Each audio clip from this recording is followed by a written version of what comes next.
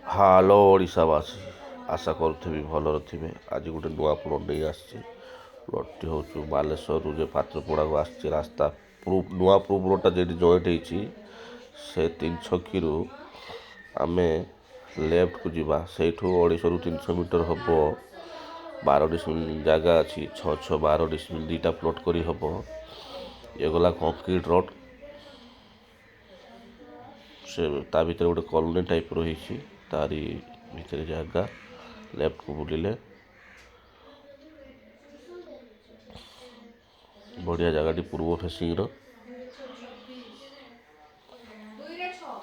ଏସବୁ ନୂଆ ଘର ସବୁ ତିଆରି ହେଇଛି। ବଢ଼ିଆ ବଢ଼ିଆ ବିଲ୍ଡିଂ। ୱାଓ, ଚମାଇଲା।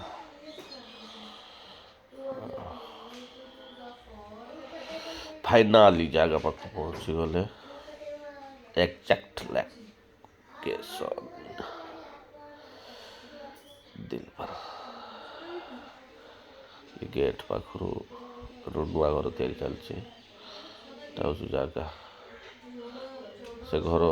ସେ ଘର ପାଖରୁ ଦେଇକି ବାସ୍ ଏ ଖୁଣ୍ଟି ପର୍ଯ୍ୟନ୍ତ ବଢ଼ିଆ ଫ୍ରଣ୍ଟେଜ୍। 12 ଡିସିମିଲ୍ 6 2ଟା ପ୍ଲଟ୍ ବି କରିହେବ। ପୁରା ସ୍କୋୟାର ପ୍ଲଟ୍। ରେଟ୍ ବି ଚିପ୍ ଅଛି। ରିସେଲିଂ ଜାଗା ଅଛି।